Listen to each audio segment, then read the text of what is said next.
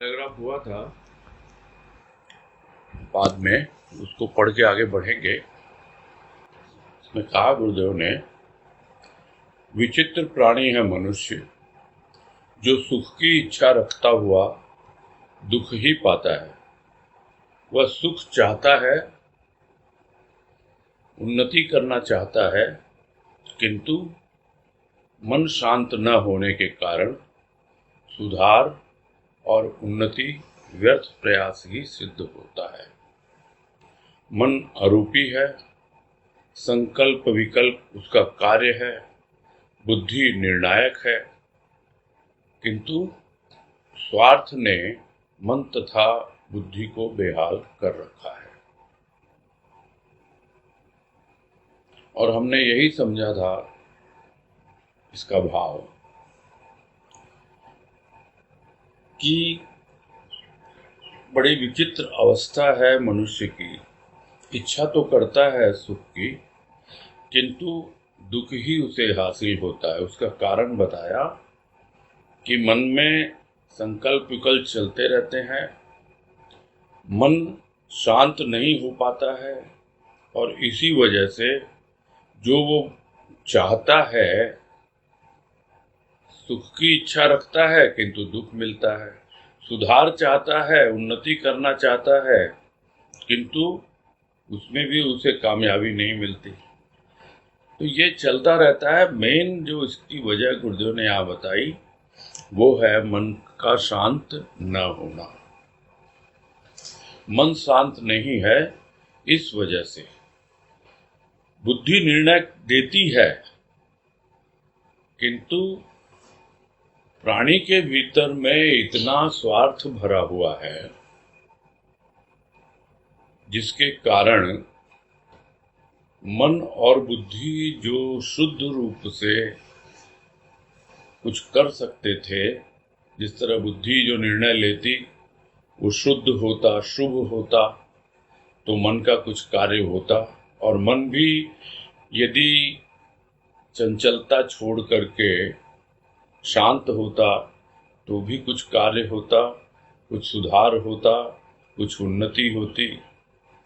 किंतु सिर्फ भौतिक स्वार्थ की बातें सोचता रहता है, और यदि आध्यात्मिकता में भी लगता है, भक्ति में भी लगता है, सत्संग भी करता है, तो केवल अपने स्वार्थ के वशीभूत होकर वो सत्संग को, अपने इष्ट को या भक्ति को अपना करके रखता है। इसलिए जो सुधार वो चाहता है, जो उन्नति वो चाहता है, वो हो नहीं पाती है। और मनुष्य का मन और उसकी बुद्धि दोनों ही जो उनका सही हाल होना चाहिए वो ना हो करके बेहाल बने रहते हैं। आज कह रहे हैं, चिंतन के योग्य तो अति अल्प व्यक्ति हैं। जहां मनन चिंतन का अभाव है वहां शांति कहां। मनोविज्ञान एक पाठ्य विषय बना हुआ है। पाठ्य पुस्तकें परीक्षा में उत्तीर्ण होने की सहायिका मात्र हैं, किंतु मन की थाह पाना पुस्तकों के आधार पर कब संभव।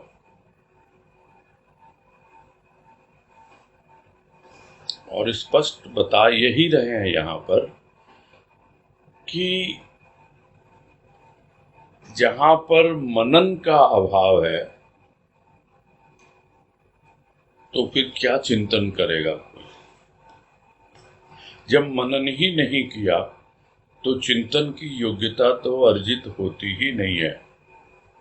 और मनन भी वही कर पाता है जो श्रवण करता है, और श्रवण भी बड़े ध्यान पूर्वक और अपने भीतर में जहाँ उसे इन सब बातों को सुन के पहुँचाना है और उन पे मनन करना है, इस उद्देश्य से श्रवण करे, तब जाकर के चिंतन के लिए वो योग्य होता है। इसलिए कह रहे हैं यहाँ पर गुरुदेव कि चिंतन के योग्य तो अति अल्प व्यक्ति हैं। अब अगर मनन का ही भाव नहीं है, यदि मनन और चिंतन दोनों ही वहां पर उपस्थित नहीं है, तो फिर शांति मिलेगी कहाँ से। अब अपना जो भीतर का खेल है, जो मन है, जो बुद्धि है, जो सूक्ष्म है, जिनका कोई रूप या आकार है नहीं, उसको जब समझना चाहता है तो फिर वो वैज्ञानिक तरीके से समझने के लिए मनोविज्ञान का सहारा लेता है, जिसको हम कहते हैं अंग्रेजी में साइकोलॉजी। तो वो जो साइकोलॉजी है, वो जो मनोविज्ञान है, ये हम देखते हैं कॉलेजों में एक सिलेबस का हिस्सा है।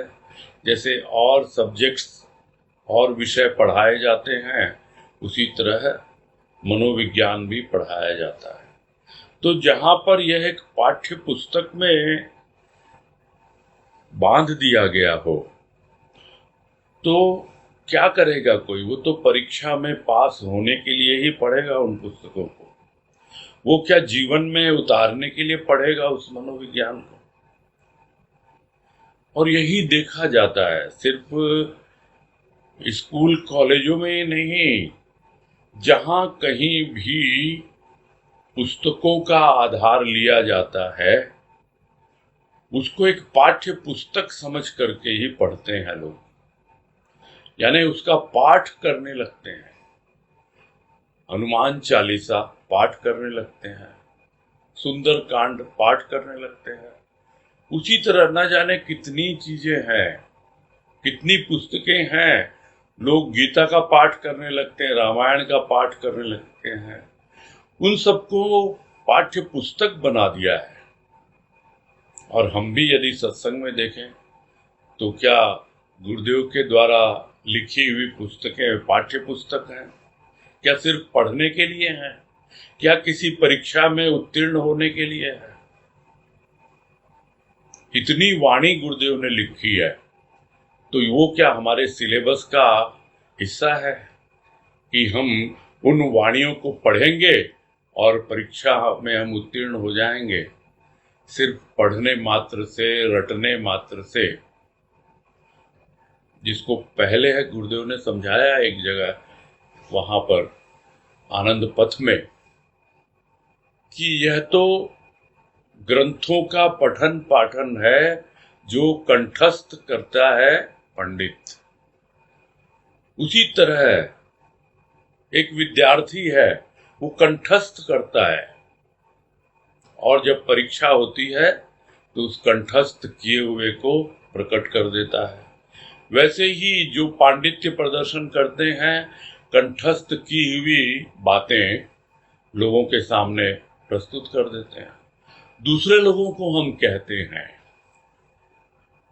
कि भाई ये तो बात बात में श्लोक का उदाहरण देते हैं, श्लोक बोल देते हैं और दिखाते हैं अपना पांडित्य प्रदर्शन। उसी तरह न जाने कितने तरीकों से लोग अपना पांडित्य प्रदर्शन करते हैं। अगर न भी करते हो तो भी उन्होंने मान रखा है कि हाँ, ये हमारी पाठ्य पुस्तिका है। सत्संग में भी लोगों के लिए भाव निर्जरणी एक पाठ्य पुस्तिका बनी हुई है। पढ़ना है बस। और पढ़ने से क्या होगा? हाँ भाई, कुछ किसी ने कहा बोलने के लिए, प्रवचन करने के लिए, तो हम दो चार लाइनें, दो चार वाणी उसमें से उद्धृत कर देंगे और हमारा प्रवचन पूरा हो जाएगा। तो इस प्रकार से जब वो प्रवचन के रूप में उन्हें परीक्षा देनी होती है, तो वो 2-5 जो उनकी रटी हुई जो वाणियां होती उनको रख देते हैं। तो इस तरीके से यदि कोई सत्संग को अपनाएगा, गुरुदेव ने जो कुछ भी हमें लिखा है उसको अपनाएगा, तो फिर क्या है? क्या वैसा व्यक्ति उन वाणियों में छिपे हुए भाव की थाह पा सकेगा? क्या वह अपने मन की था पा सकेगा जो गुरुदेव उन वाणी के द्वारा हम तक पहुंचा रहे हैं, वो विधि बतला रहे हैं कि किस प्रकार से तुम अपने अंदर की गहराई तक पहुंच सकते हो एक वाणी का आधार लेकर के। जब यह सब बातें सुनते हैं हम लोग तो बड़ा अटपटा सा लगता है कि क्या वास्तव में यही स्थिति है हमारी।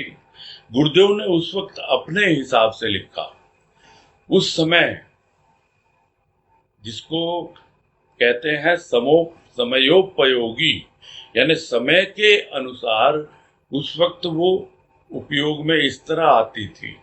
वो बाहर देख रहे थे, सत्संग का तो बड़ा ही प्रारंभिक रूप था, और आज जब सत्संग का उनकी कृपा से एक ऐसा रूप बना है तो हमें जरूर विचार करना चाहिए कि यह सब कोई पाठ्य पुस्तिका नहीं है जिन्हें हम पढ़ रहे हैं अभी। यह आनंद ध्वनि हमारी कोई पाठ्य पुस्तिका नहीं है कि जिसने इसको पढ़ लिया, समझ लिया और कोई परीक्षा आएगी उसको पास कर देंगे, उत्तीर्ण हो जाएंगे। इन सब बातों को समझ के उन पर चिंतन मनन करना है, जीवन में उतारना है, तब जाकर के गुरुदेव का कहा हुआ, लिखा हुआ और जो हम अभी उसको समझने का प्रयास कर रहे हैं वो हमारे लिए काम आएगा। अन्यथा पाठ्य पुस्तकें तो परीक्षा में उत्तीर्ण होने की सहायिका मात्र है। मन की था पाना पुस्तकों के आधार पर कब संभव है। ये तो शब्द हैं, इन शब्दों के पीछे जो छिपा हुआ भाव है, उसकी जो गहराई है, वो तो सद्गुरु की कृपा से ही मिलती है, और उसको मिलती है जो उसकी चाह रखता है। चाह ही नहीं रखता, उसके लिए आग्रह रखता है, वो और स्वार्थ के वशीभूत होकर कुछ और चीजों की चाह न रख के सद्गुरु से यही चाह रखता है कि मैंने सुना है बहुत, अब मुझे मनन की विधि बतलाओ, अब मुझे चिंतन की विधि बतलाओ, किस तरह से मैं मनन चिंतन करूं जो कुछ भी सुनता हूं मैं। इस प्रकार से हम अपने मन की था पा सकते हैं। आगे समझा रहे हैं कि मन मनन करने के लिए है तथा चित्त चिंतन के लिए। मनन तब न होगा जब मन शांत होगा। मन शांत होता है जब उसका निरर्थक चक्र न हो। निष्कर्ष यह कि मनन चिंतन की आवश्यकता है। तो यह निष्कर्ष यदि हम मान लें कि मनन चिंतन की आवश्यकता है, और मन जो है मनन करने के लिए है, और मनन किस पे करेगा? जो श्रवण किया है। चित्त चिंतन करने के लिए है, और चिंतन किसका करेगा? जो अनुभव उसको मनन करने के पश्चात प्राप्त हुए हैं। तो यह एक श्रृंखला है, यह एक कड़ी है, यह एक के बाद एक स्टेप्स हैं। यदि हम फॉलो नहीं करेंगे और सीधा हम बोलेंगे हम तो चिंतन करना चाहते हैं, तो ऐसे चिंतन नहीं होता है। हम तो मनन करना चाहते हैं, ऐसे मनन नहीं होता है। कितनी बार गुरुदेव समझाएंगे कि मनन करने के लिए तो मन का शांत होना अति आवश्यक है, और मन तभी शांत होगा जब वो संकल्प विकल्प या और दूसरे विचारों के चक्र में इधर उधर की बातें न सोचे, और जिस पर उसको मनन करना है उसी पर अपना ध्यान केंद्रित करें। तो यदि हम समझते हैं जो गुरुदेव या निष्कर्ष निकाल रहे हैं कि चिंतन मनन की आवश्यकता है, अगर है तो अवश्य आज से ही हम अपने भीतर में यह निश्चय कर लें कि जो कुछ भी हम श्रवण करते हैं, श्रवण सिर्फ कानों से सुनना ही नहीं है। यहाँ क्योंकि ध्वनि की बात हो रही है, इसलिए गुरुदेव बार बार श्रवण पे जोर दे रहे हैं। श्रवण सिर्फ सुनना ही नहीं होता। हम जो पुस्तक पढ़ते हैं जो आंखों से हमारे भीतर जाता है, श्रवण कानों से भीतर जाता है, और जो हम पढ़ते हैं वो शब्दों के, अक्षरों के माध्यम से हमारे भीतर जाता है। तो जो भी हमारे भीतर जाता है हम उस पर मनन करें, मनन करें, और फिर सद्गुरु की कृपा से जो अनुभव मिले उस पर चित्त चिंतन करें। आगे कह रहे हैं, यदि चिंतन मनन न भी किया जाए तब भी मनुष्य रहता है, किंतु यह जीवन कैसा होगा इसकी कल्पना भी की जा सकती है। उद्यान में अनेक पुष्प सौरभ फैला रहे हैं। व्यक्ति न उन पुष्पों का नाम जानता है और न उन सुगंधों का गुण, किंतु फिर भी वह उद्यान में है। सार असार की परिभाषा बनाना ही तो उसका काम न था। न माली को जान पाया न मालिक को। मालिक ही माली बनकर इस संसार रूपी उद्यान को नित्य प्रति सजा रहा है और सजाता आ रहा है।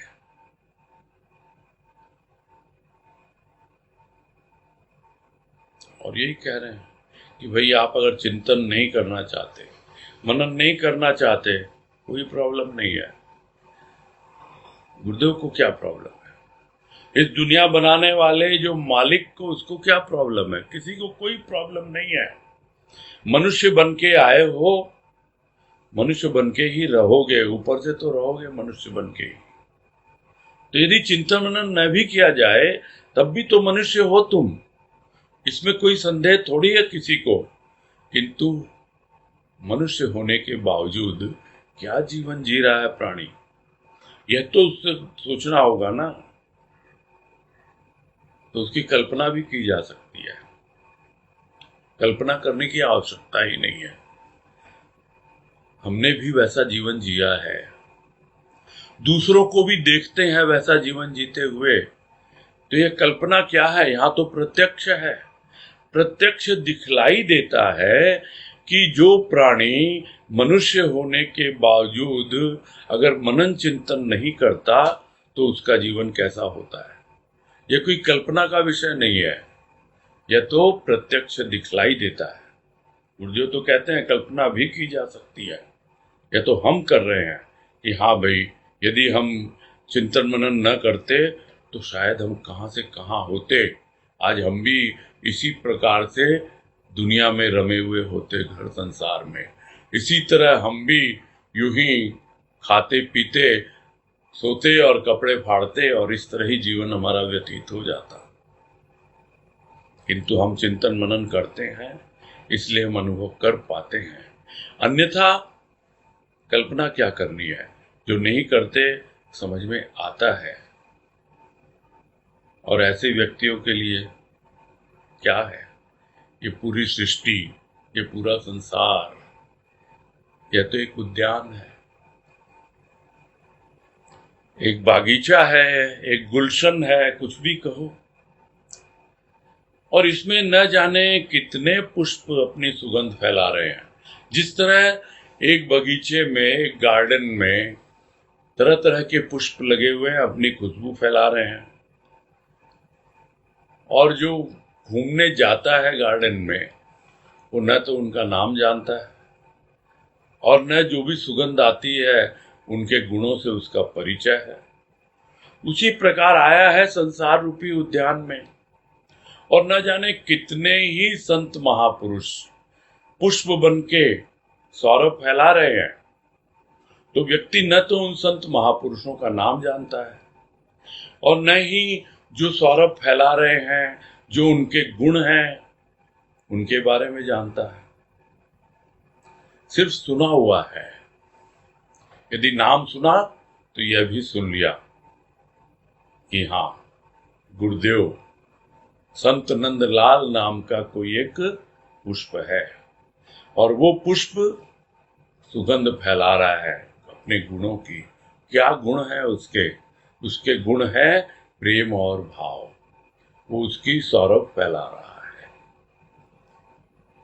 है एक बाबा बलदेव दास नाम का कोई संत, है कोई एक ऐसा पुष्प,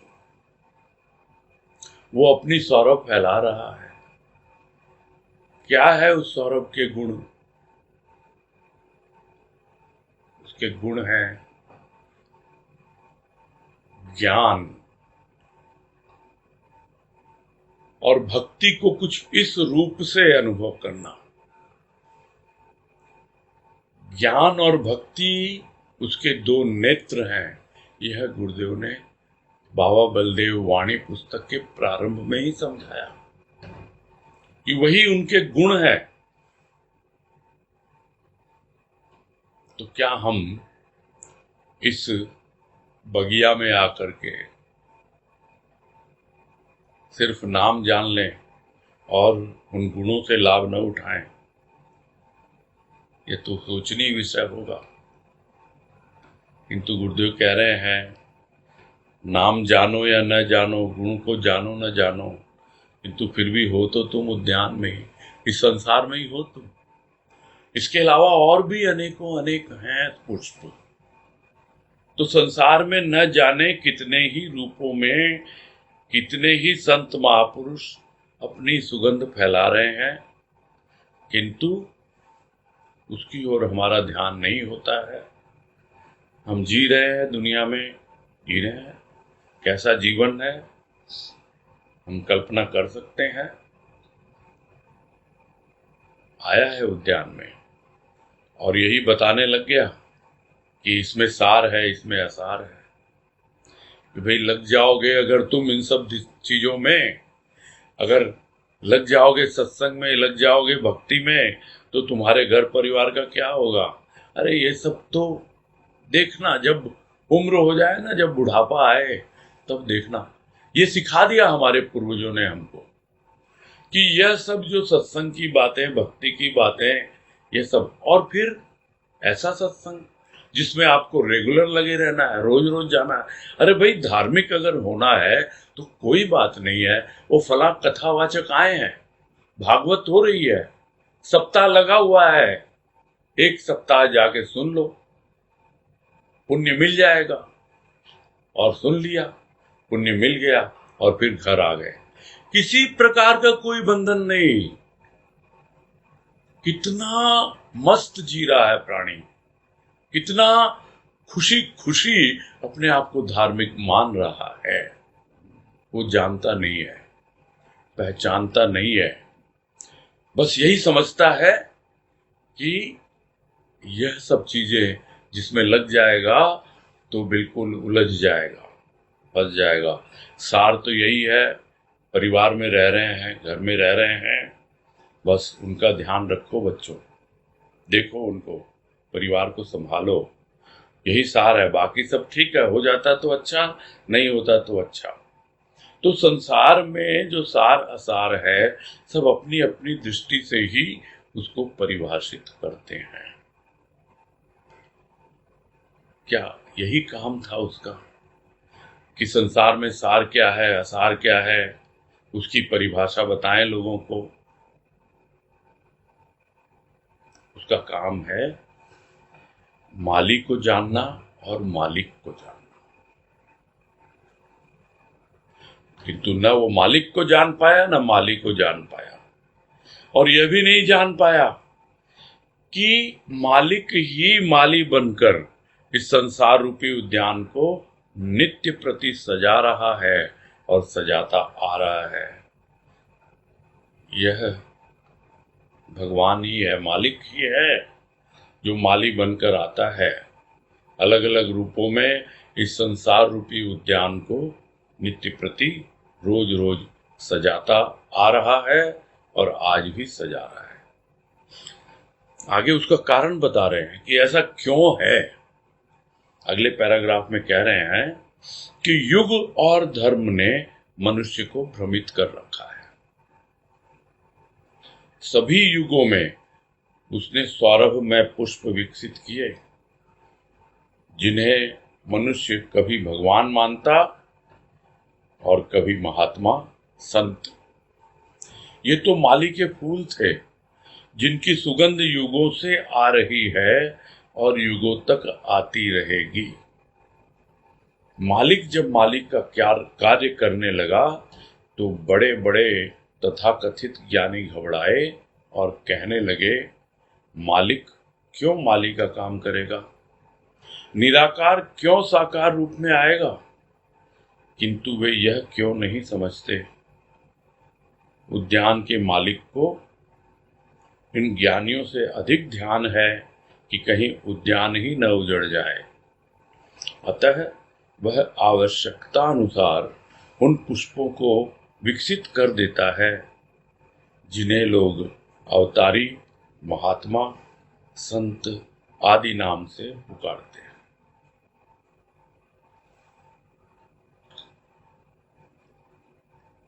इस पैराग्राफ में जो हो रहा है, जो होता आया है और जो अवस्था है, उसका वर्णन गुरुदेव ने किया है और हम सब जानते हैं और सिर्फ नाम लिया है माली, मालिक और पुष्प। कहीं पर मालिक को माली बना दिया और कहीं पर मालिक को पुष्प बना दिया। यह भी एक विचित्र सी अवस्था होती है, किंतु मनुष्य उस ओर ध्यान कहाँ देता है। यह तो कह देता है भाई ये तो कलयुग है, इस युग में तो ये सब बातें करना, ये सब कहना, कैसे जी पाओगे तुम। सब लोग जहां पर एक दूसरे को धोखा देने में लगे, न जाने किन किन तरीकों से ठग रहे हैं या ठगे जा रहे हैं, न जाने किन किन तरीकों से ढोंग और आडंबर कर रहे हैं। और ऐसे में यदि आप कहो कि आप तो भाई सीधी सादी जिंदगी जियो, आप तो बड़े आराम से लग जाओ भक्ति में, कोई मानने को तैयार नहीं होता है। क्योंकि युग और इस युग का जो धर्म, जिसको लोग युग धर्म कहते हैं, कि कली काल का धर्म तो यही है, कलयुग का धर्म तो यही है, बस उसके भ्रम में पड़ा हुआ है, इसलिए कुछ करना चाहता नहीं है। और बचने का एक और रास्ता उसको मिल गया कि अगर ऐसे करेंगे तो जिएंगे कैसे। सब लोग इसी में लगे हुए हैं, यही युग धर्म है, इसी तरह से जीवन यापन करना होता है। आप जो सब बातें बोल रहे हैं वो कोई जीवन जीने का तरीका नहीं है। किंतु वो ध्यान नहीं देता कि सभी युगों में वो जो माली है उसने सौरभ में पुष्प विकसित किए हैं और उनका नाम गुरुदेव बता रहे हैं। कभी उन्हें भगवान माना मनुष्य ने, कभी महात्मा माना, कभी संत माना, अलग अलग नामों से संबोधित किया। यानी ये सब सौरभ में पुष्प विकसित किए गए माली के द्वारा।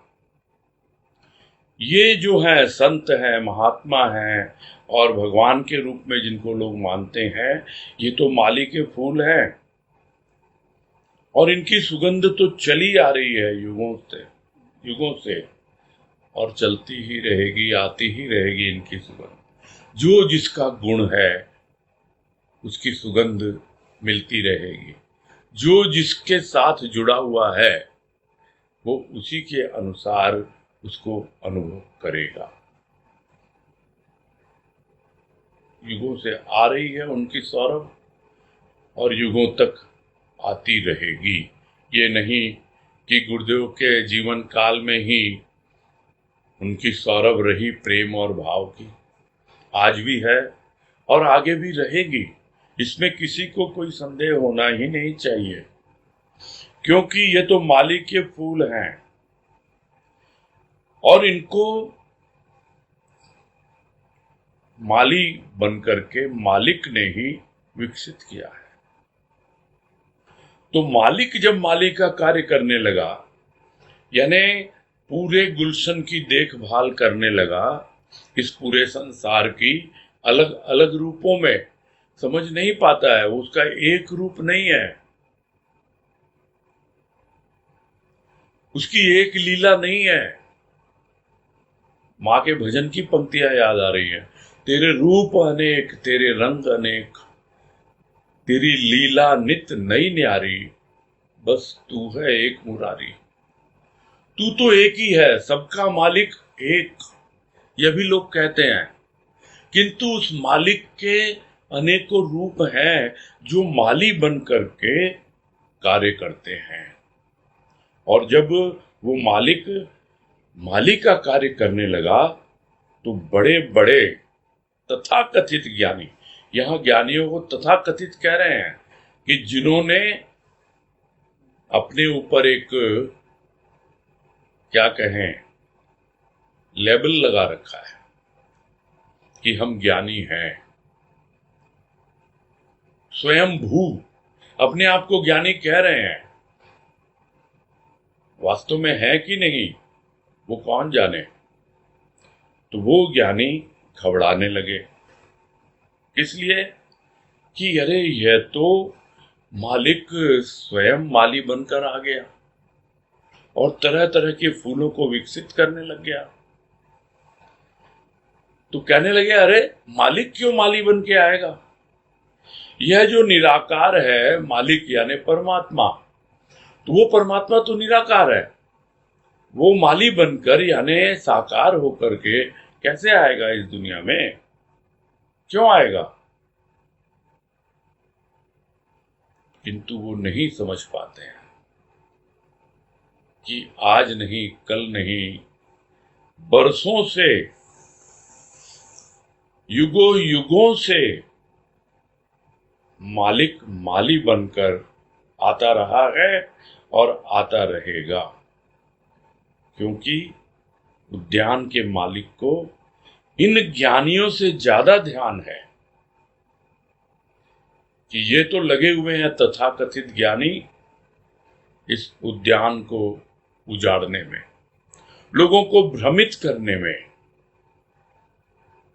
किंतु माली ऐसा होने नहीं देगा। ये उद्यान कहीं उजड़ न जाए, इसलिए मालिक को मालिक का रूप धारण करके आना पड़ता है समय समय पर, और इस पूरे उद्यान की यानी पूरे विश्व की, पूरी सृष्टि की फिर से एक अलग रूपरेखा बना करके फिर से इसको सजाता है, संवारता है और आवश्यकता के अनुसार उन पुष्पों को विकसित करता है। और उन पुष्पों का नाम दिया गुरुदेव ने कि लोग उन्हें अवतारी, महात्मा, संत आदि नाम से पुकारते हैं। पहले भी यही कहा कि कोई उसे भगवान मानता है, कोई महात्मा, कोई संत। अब कहा अवतारी मानते हैं, तो अवतारी को बहुत लोग महात्मा भगवान मानते हैं। जैसे राम का अवतार हुआ तो राम जी को भगवान मानते हैं, कृष्ण का अवतार हुआ उसको भगवान मानते हैं। तो अलग अलग है। बहुत से लोग महात्मा को ही भगवान मानते हैं, जैसे महात्मा बुद्ध हुए, उनके फॉलोअर उनको ही भगवान मानते हैं। जैसे हम सदगुरु को ही भगवान मानते हैं कि सदगुरु भगवान की जय कहते हैं। तो सबकी अपनी अपनी मान्यताएं हैं, अपनी अपनी समझ है, किंतु ये हैं इस संसार रूपी उद्यान के विकसित पुष्प। विकसित यानी पूरी तरह से जो खिल गए, जिनका विकास हो गया, जिन्होंने अपने जीवन के द्वारा हम सबको जीवन जीने की कला सिखा दी। आगे कह रहे हैं आत्मा महान, फिर मनुष्य पतित क्यों?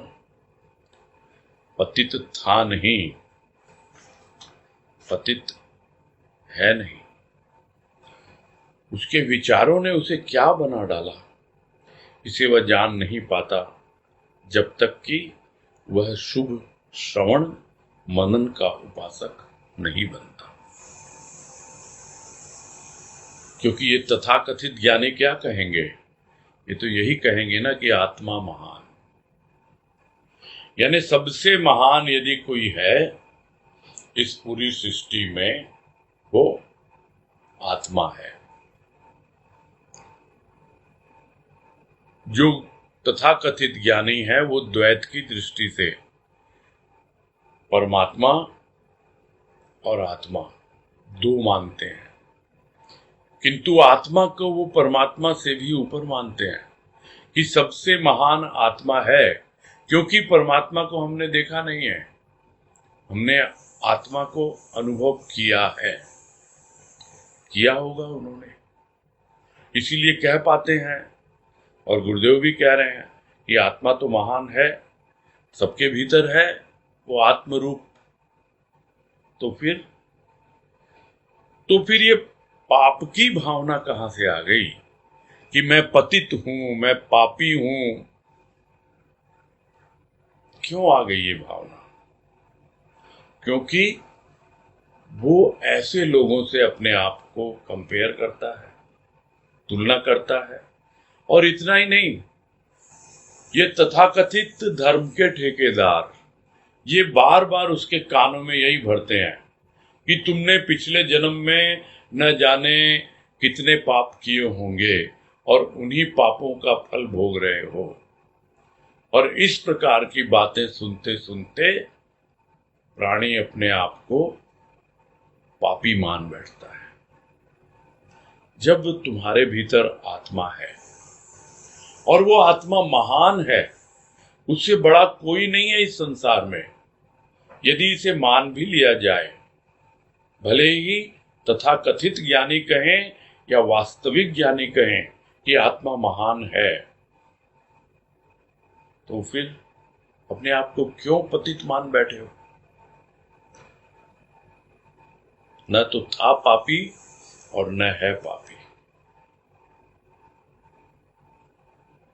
एक वाणी में कहा गुरुदेव ने, पा और पी,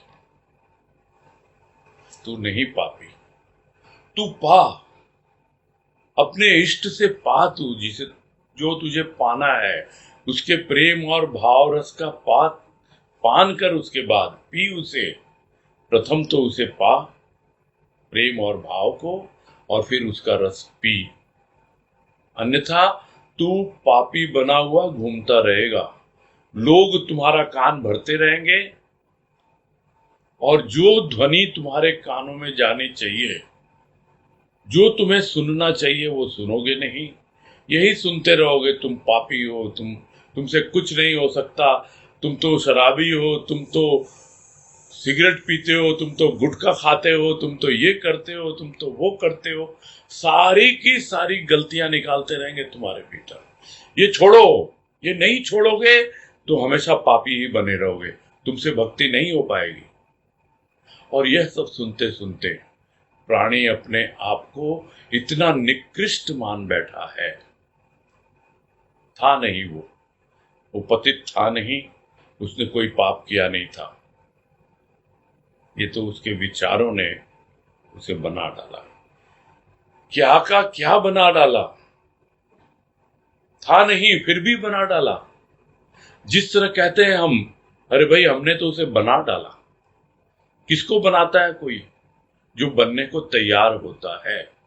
कौन किसे मूर्ख बना सकता है? जो मूर्ख बनने को तैयार है। और यही तो हमारे साथ हो रहा है। कोई कहता है तू पापी है, और हाँ हम पापी हैं मान लेते हैं, क्योंकि हम मूर्ख हैं, हम अज्ञानी हैं, हम पापी मान लेते हैं। दूसरे हमको मूर्ख बना रहे हैं क्योंकि हम बनने के लिए तैयार हैं। किंतु जो मूर्ख बनने के लिए तैयार नहीं है, उसे कोई क्या बनाएगा? उसे देखना होगा। यह तो अपने ही मेरे विचार हैं, जो मैंने इधर से उधर से उल्टे सीधे विचार इकट्ठे किए थे, इसके कारण ही, क्योंकि मैंने शुभ श्रवण नहीं किया, अच्छी अच्छी बातें नहीं सुनी, ऐसी बातें नहीं सुनी जो मुझे निर्भीक और निडर बना दे, जो मुझे निर्भय कर दे। भयभीत होता रहा, भ्रमित होता रहा, यही तो उसके विचारों ने उसे दिया अब तक। तो जब तक कि वह शुभ श्रवण न करे, मनन का उपासक न बने, तब तक उसका उद्धार होना बड़ा कठिन है। वो अपने आप को पापी मानता रहेगा और जन्म लेता रहेगा। फिर यही सुनेगा, पिछले जन्म के तुम्हारे पाप हैं, पाप कर्म है, उनका फल भोग रहे हो, और अभी ये कर रहे हो, अभी वो कर रहे हो। सब के सब तुम्हारी गलतियां निकालने में लगे हो। अरे होंगे थोड़े बहुत विकार, ऐसा थोड़ी ही है। और हमने अभी विचार किया कुछ दिनों पहले ही इन विकारों पर। सदगुरु ने हमें कितना सुंदर तरीका बताया कि किस प्रकार से इन विकारों के साथ रहते हुए भी हम एक निर्विकार जीवन व्यतीत कर सकते हैं। तो फिर क्यों हम अपने आप को इतना दीनहीन मानते हैं? क्यों अपने आप को पापी मानते हैं? आत्मा महान है, बिल्कुल है, और हमें उस महान तक पहुंचना है जो आत्म रूप में हमारे भीतर बैठा है। बस उसके लिए हमें चाहिए शुभ श्रवण, और फिर उस श्रवण के द्वारा जो कुछ भी हमने ग्रहण किया उसके ऊपर मनन।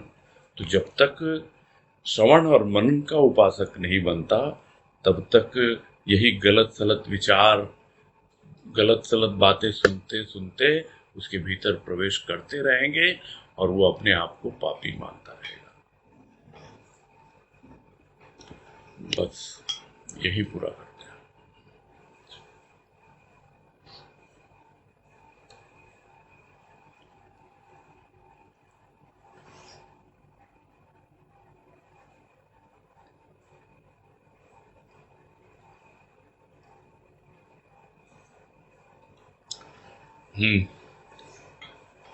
अजय बंसल। हाँ भैया नमस्ते। हाँ नमस्ते, स्वागत है आपका।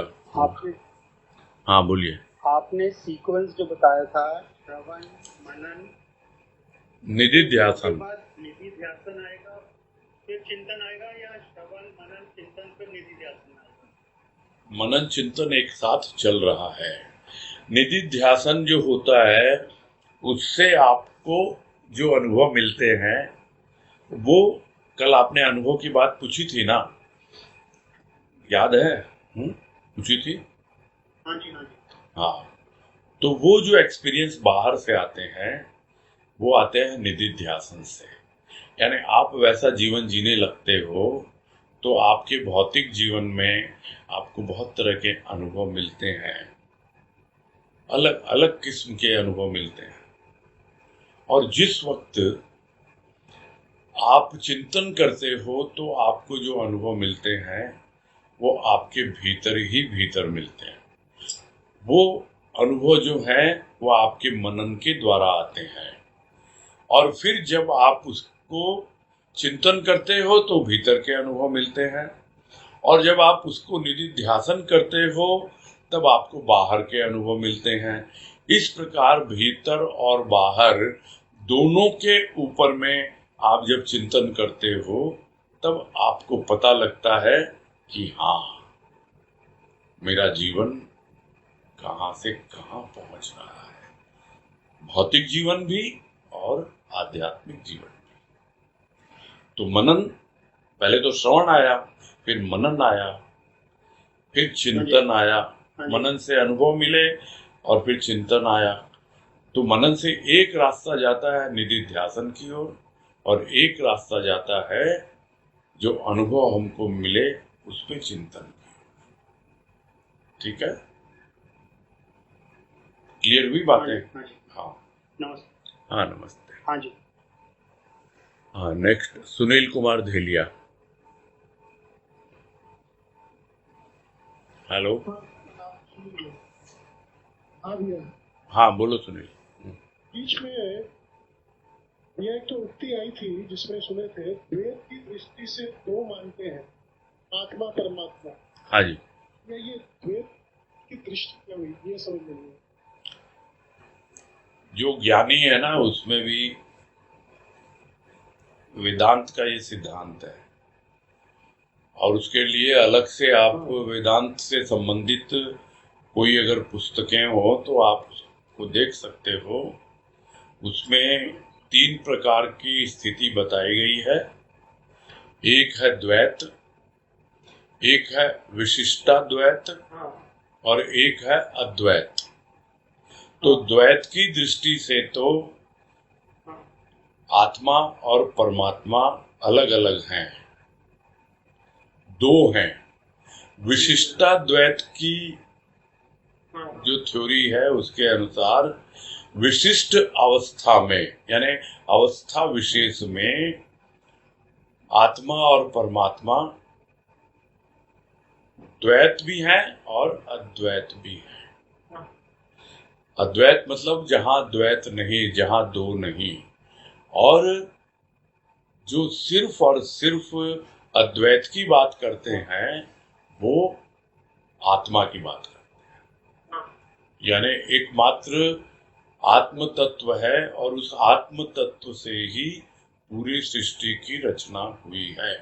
क्योंकि परमात्मा को किसी ने देखा नहीं है, किसी ने जाना नहीं है।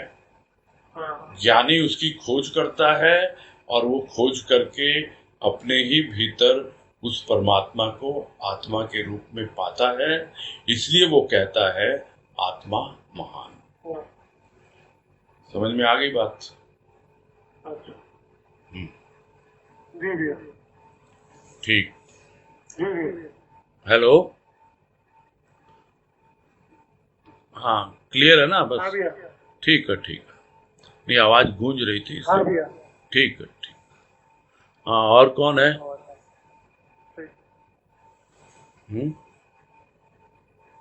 तनुश्री। हाँ बोलो। प्रणाम भैया। हाँ हाँ बोलो। ये एक्चुअली थोड़ा और स्पष्ट समझना था कि मनन और चिंतन का क्या रूप बनता है।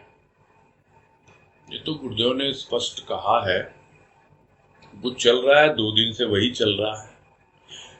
और इस लेख का शीर्षक भी यही है, चिंतन मनन ध्वनि। पहली अवस्था जो अभी थोड़ी देर पहले भी बात हुई कि पहली अवस्था है श्रवण की, और श्रवण की ये भी बात आई कि श्रवण यानी सिर्फ कानों से सुनना नहीं, जो कुछ भी हम पुस्तकों में पढ़ते हैं, आंख से देख करके जो शब्द हैं या वाक्य हैं उनको जो हम पढ़ते हैं, वो भी एक प्रकार का श्रवण है जो हमारे भीतर जाता है। कान से भीतर जाता है, आंख से भीतर जाता है। तो वो जो हमने पढ़ा या सुना, जब हम उस पर मनन करते हैं तब हमें अनुभव मिलते हैं, और वो अनुभव जो मिलते हैं वो सूक्ष्म में होते हैं, क्योंकि मन जो है वो अरूपी है, सूक्ष्म है। यह बताया था गुरुदेव ने पहले भी, और अब हम सब जानते भी हैं कि मन का कोई रूप नहीं है, किसी में बांधा नहीं जा सकता रूप, वो सूक्ष्म कहलाता है। तो जो अनुभव हमको सूक्ष्म में हुए, फिर हम उनमें से जो पॉसिबल होता है, संभव होता है, उन अनुभवों को जीवन में उतारते हैं। जब जीवन में उतारते हैं तो वो हम उनका निधिध्यासन करते हैं, जो अभी थोड़ी देर पहले अजय बंसल जी ने जो प्रश्न किया था उसके उत्तर में समझने की हमने कोशिश की। और जो हमको सूक्ष्म में अनुभव मिलते हैं उस पे जब हम चिंतन करते हैं तब वो चिंतन कहलाएगा। फिर कुछ अनुभव जो हमको बाहर से भी मिलते हैं, जैसे अभी आप सुन रहे हो तो वो तो बाहर से ही सुन रहे हो ना, मनन किए बिना भी हमको सुनते सुनते ही बहुत कुछ अनुभव मिलने लगते हैं, तो उन पे हम चिंतन करते हैं। और या फिर जो हमको जीवन में उतारने के बाद, यानी निधिध्यासन करने के बाद भी कुछ अनुभव मिलते हैं, तो वो अनुभव उस पे हम चिंतन करते हैं। तो इस प्रकार से चिंतन बाद में आता है, मनन पहले आता है। मनन के साथ प्रारंभिक अवस्था है श्रवण, और चिंतन के साथ प्रारंभिक अवस्था है अनुभव। मुझे उम्मीद है स्पष्ट हो गया होगा। हाँ, थोड़ा सा जो कंफ्यूजन था वो ये था कि जैसे मन में हम किसी विचार के बारे में सोच रहे हैं, हाँ, तो हम विचार कर रहे हैं, तो वही मनन है या सिर्फ विचार करने से भी आगे है? नहीं, आप उसका सार ग्रहण करना चाहते हो ना, आप उसको थोथा थोथा नहीं कुछ होगा। वो तो बात हुई थी ना कि अविचार है, वो तो कुछ आपको उसमें सार गर्भित लगे तब तो आप मनन करोगे ना। यदि आपको सार गर्भित नहीं है वो, तो उसमें क्या मनन करोगे? यदि बेकार की बातों पे आप सोच रहे हो जिनका कोई आपके जीवन के उत्थान से या आध्यात्मिक उत्थान से कोई संबंध ही नहीं है, तो क्या मनन कहलाएगा? वो मनन नहीं कहलाएगा। कि आज मुझे क्या डिनर में बनानी है डिश, आप उस पर विचार कर रहे हो, तो वो कोई मनन कहलाएगा? वो कोई मनन नहीं है। समझ में आ रही ना बातें? मनन है जो आपको सार ग्रहण करना है, जिससे आपको अनुभव मिले, जिन विचारों से जिससे आपकी आध्यात्मिक उन्नति हो, वो मनन है। ठीक है। और चिंतन जो है वो अनुभव मिलेगा, उसी बारे में सोच रहे हैं। नहीं, उसी बारे में नहीं, उससे हमने जो निष्कर्ष निकाला वो निष्कर्ष हमें अनुभव देगा, तब चिंतन होगा। यदि हमें अनुभव नहीं मिला बिना निष्कर्ष के, हम निष्कर्ष तो आ गया लेकिन अनुभव नहीं आया, तो फिर आप चिंतन नहीं कर पाएंगे, फिर चिंतन नहीं होगा, मनन तक ही सीमित रहेंगे। यानी चित्त होते हुए भी क्या बोलो? अनुभव के बारे में हम मन में भी तो मनन कर सकते हैं ना, मतलब चित्त में चिंतन। एक्चुअली ये क्लियर नहीं हो पा रहा था कि चिंतन कैसे होता है। चिंतन विचारों पे किया जाता है, मन के ऊपर, मन में विचार आते हैं, और जो चित्त कह लो या हृदय कह लो, उसमें भाव जाते हैं, और वो भाव जो होते हैं उन पे हम चिंतन करते हैं। यानी वो थोड़ी गहरी अवस्था है, वो बिना अनुभव के आप उस पे चिंतन कर नहीं पाते हो। अनुभव नहीं है तो फिर उसी बात को आप, वो फिर चित्त का रोल नहीं है वहां पर, वो सब कुछ मन में ही हो रहा है, वो मनोविनोद है, मन के ही खेल है वो, और कुछ नहीं है उससे ज्यादा।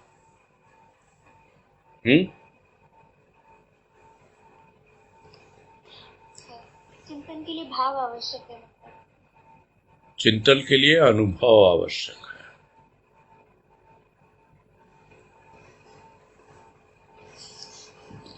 चिंतन मनन के लिए विचार, और ठीक है, वो अनुभव मिलेंगे, वो भाव से ही मिलेंगे, उसके बाद में उस पर चिंतन करेंगे हम।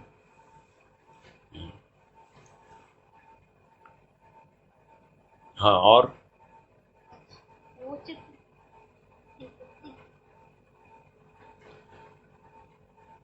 नेक्स्ट सुशीला चौमाल।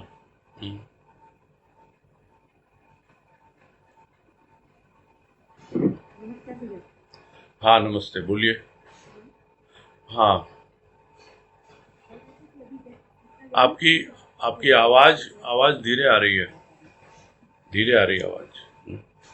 कह रहे थे कि कह रहे थे ना, अभी जो द्वैत अद्वैत की बात आ रही थी, हाँ, तो उसमें एक बात आई ना कि आत्म जो है वही परम तत्व है, उसी पर पूरी सृष्टि टिकी हुई है। हाँ। वो आत्म तत्व को जैसे कहते हैं, साइंस में कहते हैं कि एटम है, वो पूरी सृष्टि का आधार है। तत्व बने हैं, एटम से बने हैं। वो आत्मा और एटम क्या एक ही है? आत्मा और आत्मा दूसरा, एटम जैसे कहते हैं ना परमाणु, एटम एटम तो पदार्थ के लिए होता है। एटम पदार्थ के लिए होता है जो कुछ भी फिजिकल फॉर्म में है, जो एक फिजिकल फॉर्म में उसके केंद्र में है, यानी अलग अलग एलिमेंट्स हैं, उन एलिमेंट में है, वो फिजिकल एलिमेंट्स होते हैं। और जो आत्मा है, आत्म तत्व है, वो फिजिकल नहीं है, वो भौतिक नहीं है, वो सूक्ष्म भी नहीं है, वो स्थूल भी नहीं है, वो अपने आप में है बस। उसको आप एटम से तुलना नहीं कर सकते, एटम से तुलना नहीं कर सकते उसको। नहीं, फिर गुरुदेव एक जगह मतलब बाबा वाणी में पढ़ रहे थे, हाँ, कह रहे थे कि गुरुदेव कहते कि निर्जीव सजीव चल अचल सब में आत्मा है, तो वो आत्मा का फिर कौन सा रूप है? वो आत्मा का रूप निर्जीव है, आत्मा है तो वो फिर कौन से रूप है? निर्जीव है, बोलने के लिए निर्जीव है, वो जड़ जिसको कहते हैं। जड़ में चेतन है, ये बातें हम समझ चुके हैं ना।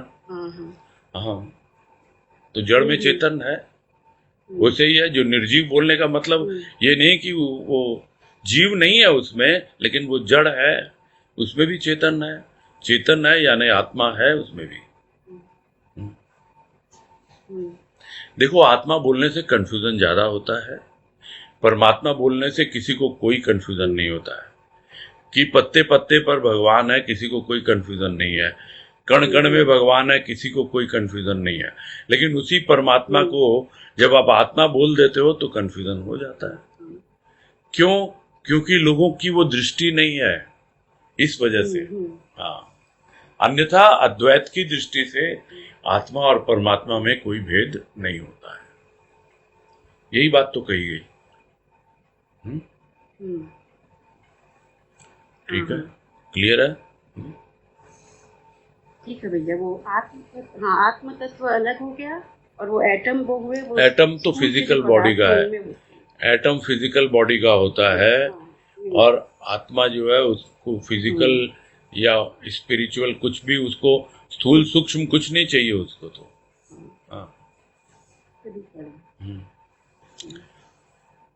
हाँ, नेक्स्ट। ठीक है, हरिओम भैया। हाँ, हरिओम। पूनम अग्रवाल, हाँ बोलिए। प्रणाम भैया। हाँ, नमस्कार, बोलिए।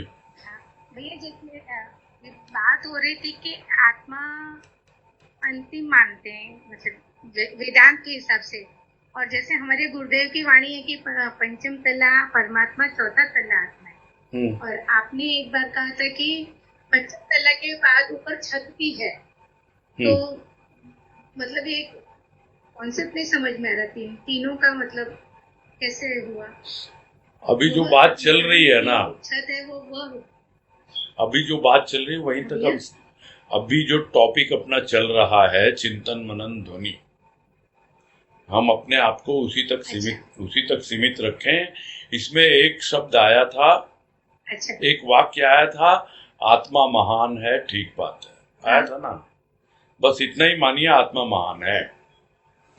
मैंने उसको समझाने की कोशिश की, और अब आप कहाँ से कहाँ कौन कौन सी बातें ला रहे हैं, इसके संदर्भ में वो सब बातें नहीं लागू होती है। वो अलग से आप डिस्कस कर सकते हो जब भी करना हो। हाँ, वो आज जो टॉपिक चल रहा है, जो बातें हो रही हैं, उसका कोई लेना देना ही नहीं है। उसी तरह जो उसके पहले पूछा, जो आत्मा और एटम, उसका भी कोई इससे संबंध नहीं है। ठीक है ना। अभी जो ये आत्मा महान, बस ठीक है।